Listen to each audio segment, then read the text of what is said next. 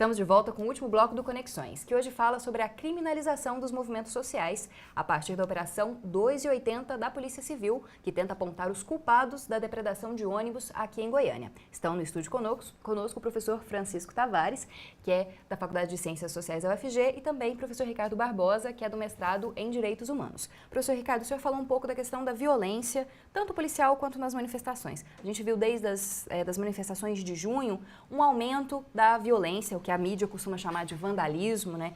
De quebra-quebra. Aqui em Goiânia, vários ônibus incendiados, um aqui mesmo dentro do campus, o Eixo Anhanguera também incendiado durante as manifestações, pessoas nos terminais que se sentiam lesadas naquele direito e quebravam os terminais, quebravam os ônibus. Como é que o senhor enxerga essa questão da violência nas manifestações? Isso é o ápice do descontentamento? É uma forma de mostrar que as pessoas querem, exigem os seus direitos?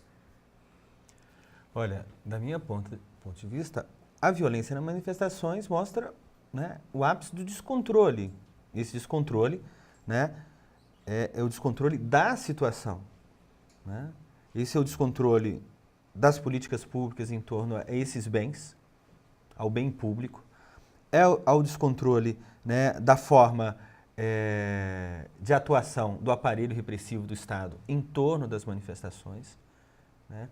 É uma coisa que sempre nas manifestações do ano passado, que a gente pôde também examinar e avaliar do ponto de vista de como eram dadas as ordens, né, para a participação do aparato de segurança, né, tinha uma coisa que sempre me intrigava, né?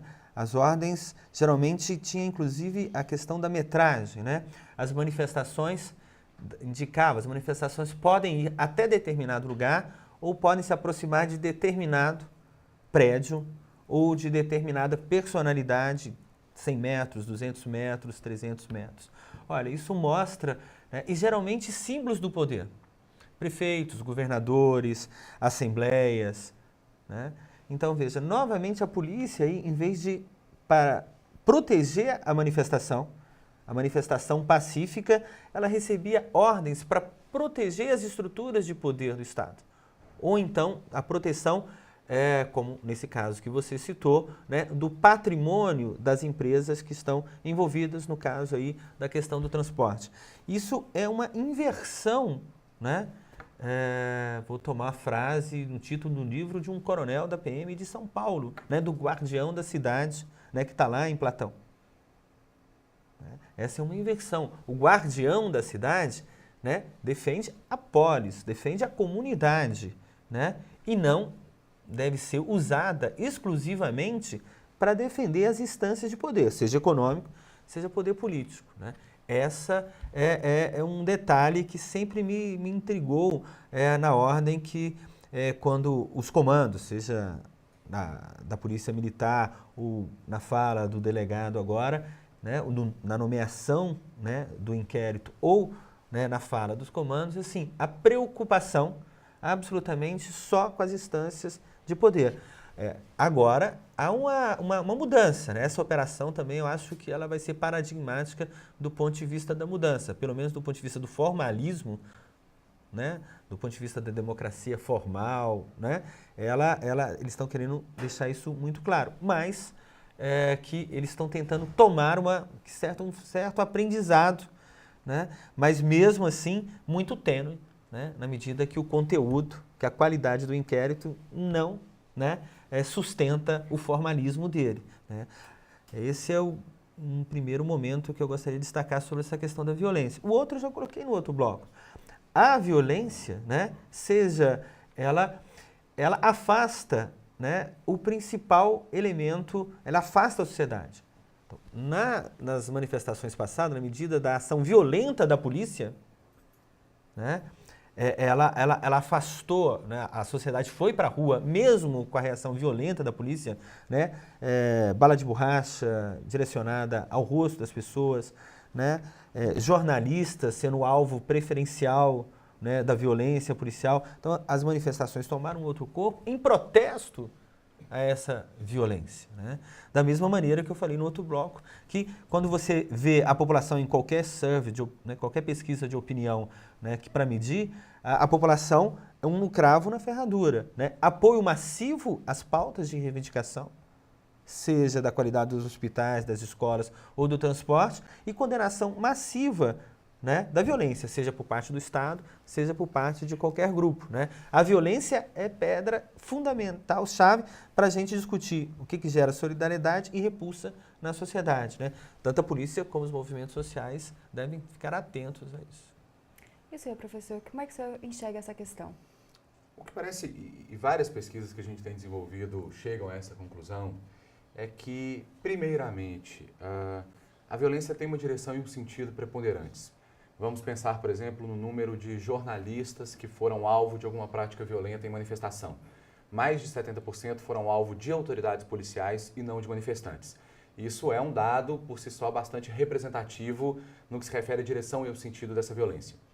Em segundo lugar, é possível se detectar que manifestações mais massivas e mais pacíficas na contemporaneidade tendem a alcançar melhores resultados.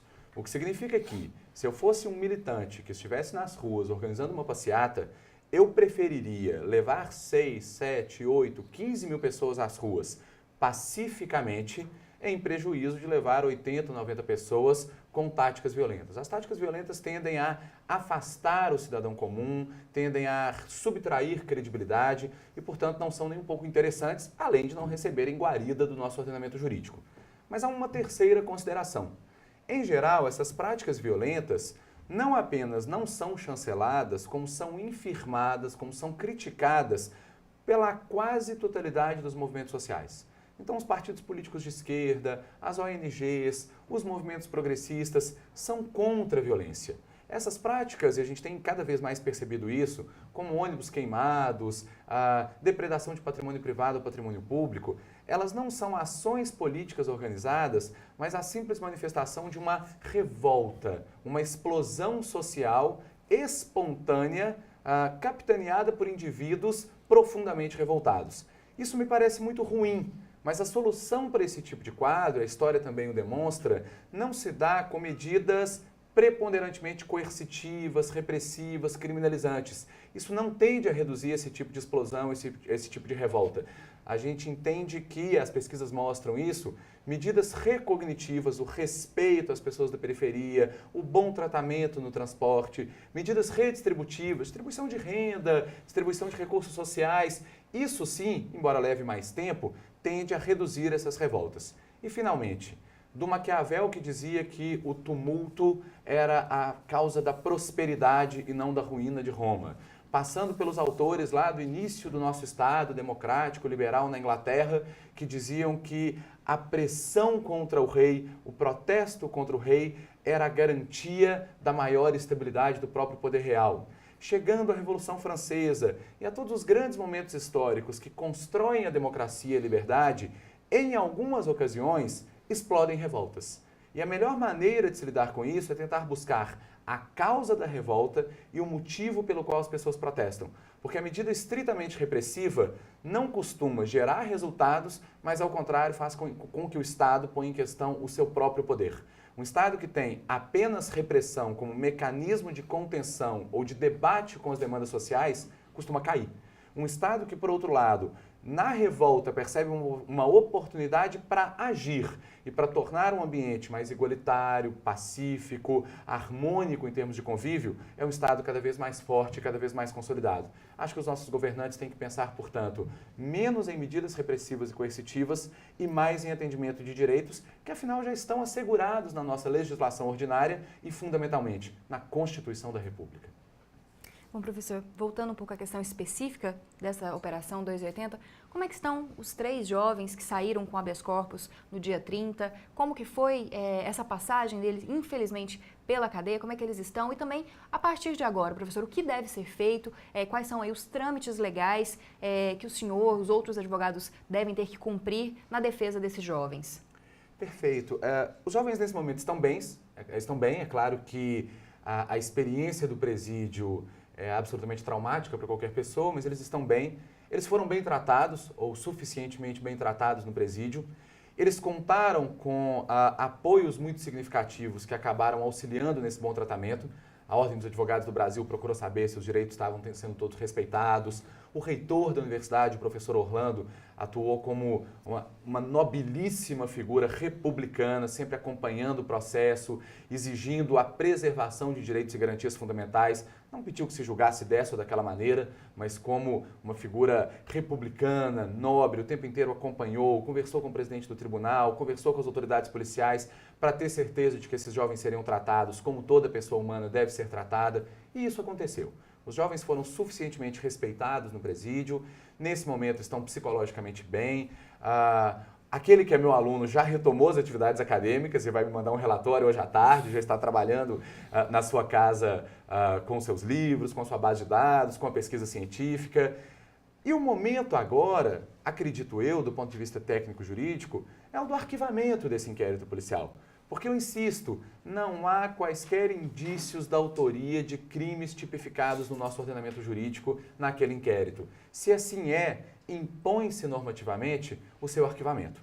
Então, eu acredito que o próximo passo seja esse e que a própria autoridade policial haverá de atuar em obediência aos melhores ditames do direito pátrio e pedirá o arquivamento desse processo. Eu tenho certeza que a própria autoridade policial perceberá que não tem elementos suficientes sequer para recomendar ao Ministério Público em um relatório qualquer ajuizamento de ação penal, porque crime não há, e isso está muito claro nos autos do processo. Até mesmo com a acusação de formação de quadrilha, que é uma acusação tão grave, né? A formação de quadrilha seria um delito que vem ali como um satélite de um núcleo delitivo que seria o crime de dano.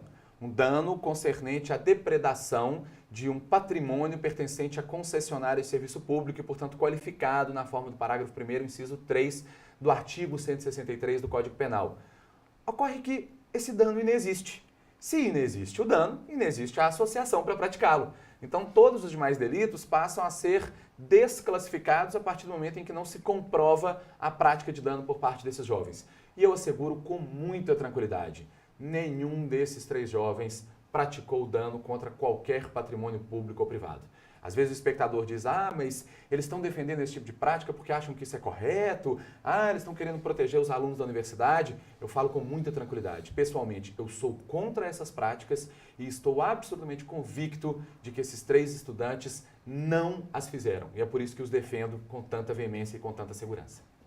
Bom, infelizmente nosso tempo chegou ao fim. Queria agradecer. Muito obrigada novamente, professor Ricardo. Eu que agradeço. Obrigada também, professor Francisco. É um prazer, eu estou sempre à disposição. A gente com certeza vai continuar acompanhando o caso, trazendo novas informações aí à medida que o tempo passe. Bom, e agora você assiste o Conexão Urbana com notas sobre eventos acadêmicos e culturais.